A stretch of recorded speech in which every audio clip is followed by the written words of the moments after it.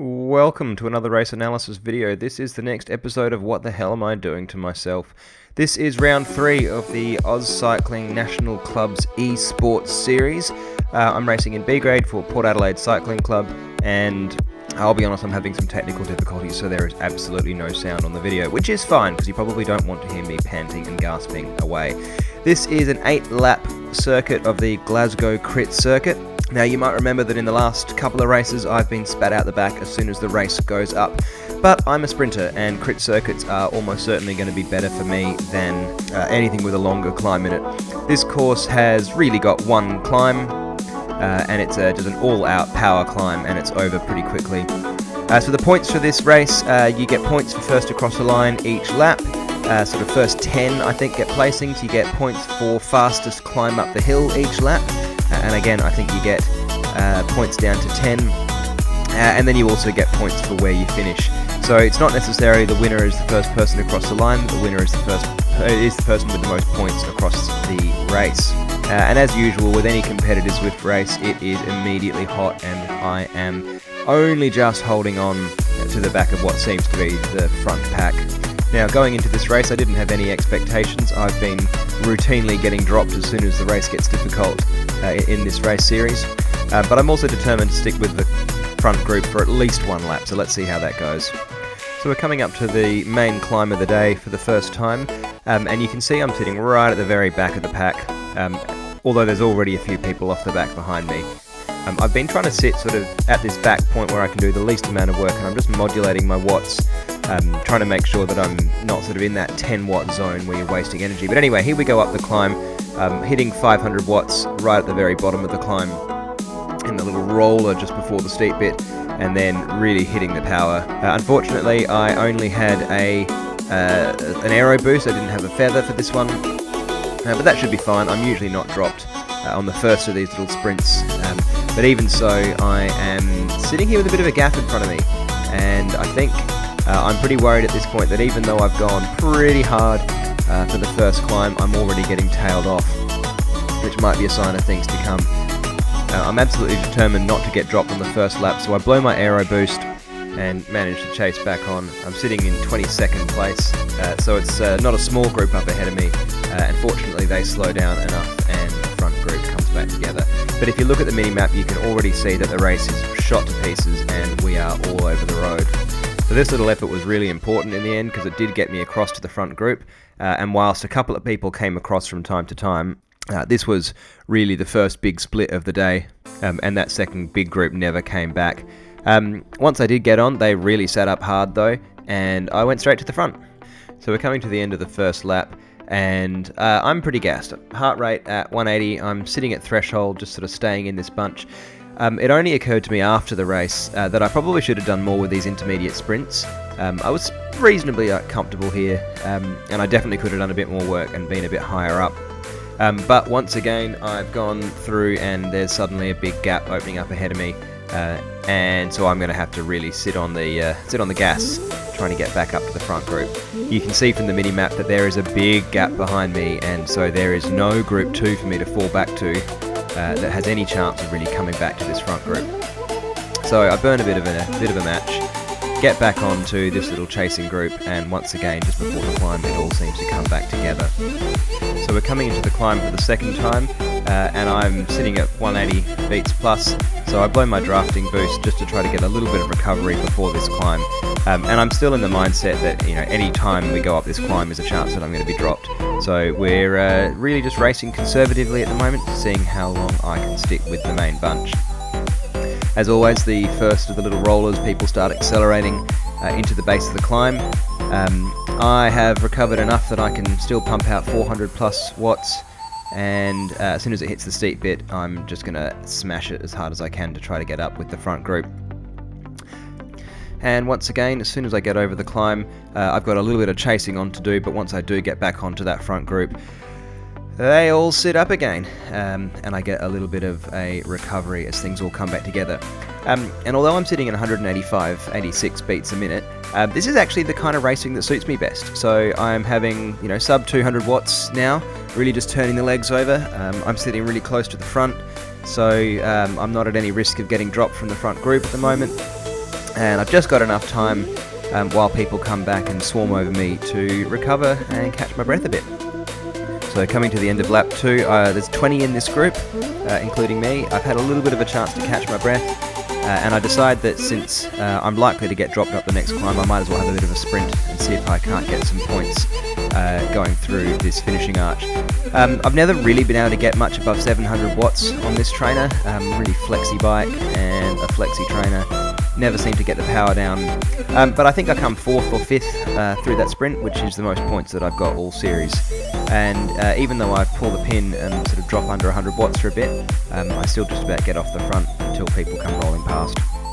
So things start to settle into a bit of a rhythm, sort of 200 to 300 watts after every sprint or climb, and then big kicks up each of the climbs and each of the sprints.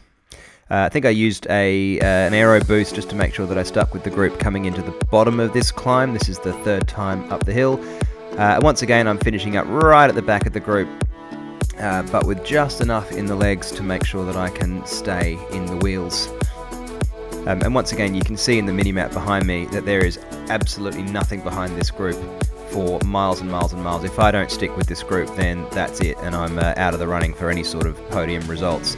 And remembering that all of the intermediate sprints and climbs are only down to first 10, so this group's got 20 in it. If I'm not in this group, I'm not getting any points on the day at all. But true to form, after that hill, things slow down a bit. I'm only doing 200 watts, and I'm back in the main group. I chose to skip the sprint at the end of lap 3. I was feeling like my legs were about to explode, but even so, this gap opens up in front of me, just coming into the bottom of the climb. Fortunately, someone else closes it for me, and so I don't have to burn any matches for that little bridge. And once again, they sit up around the corner. So that was probably a match that I didn't spend, that I didn't need to. And once again, we're coming into the hill, but this time I've got a feather.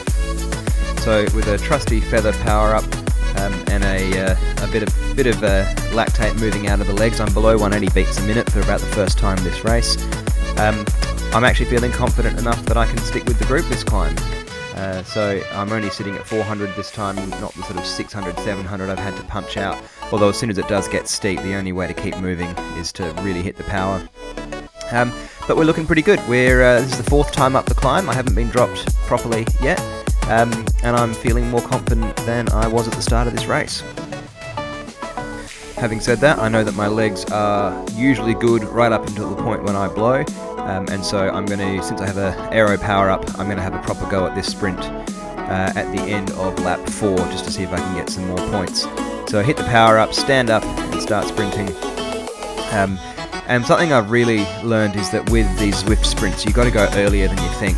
I'm chasing guys who are so far ahead of me, and once I get even close to them, they've obviously sat up and I'm powering through to the front. Now I'm sitting on the front doing no watts at all. If I'd done that power 10 seconds earlier, then I might have passed them going under the banner and got even more points. However, that has put me up to 190 beats a minute, and so I'm going to have to do everything I can to recover before this next climb. I've only got an aero boost going into this climb, and so I use it in the fast section between the two sort of steep bits, and remarkably I get to just about the top of this climb with the front group still. But you can just see as I'm approaching the arch that the lights just go out as I'm going under the banner, and I am just about cooked, and I'm only able to put out 150 watts. I see a few people coming past me, so I blow my aero boost again, just to see if I can sneak onto the back of this group. I've dropped down to 19th position, so there's only 19 left in the front of this race. And miraculously, I do manage to get back onto the group, but I am cooked. Coming into the sprint at the end of lap 5, my heartbeat's back into the 170s, but I haven't got anything left in the tank to sprint. And I'm looking at this and just thinking, go, get back on the group, but I can't. I've got nothing. And unfortunately, just after this, the front of the group goes off and I end up in a small group just chasing on behind. Same as the last lap, there are some gaps opening up ahead of me. Last time someone closed it for me. This time, although someone is doing a bit of a bridge effort, I'm not able to stick with it, and I can see them just about to start the climb, but I haven't got enough left in the tank to go after them. And so this ends up being the group that I rotate through for a while. Pretty quickly we end up down to 3 riders, Starmer and Dewey and myself. Starmer's definitely the strongest of the 3 of us. He does a lot of the work on the front. I pull a turn whenever I can, and Dewey, I think, sits off the back for most of it.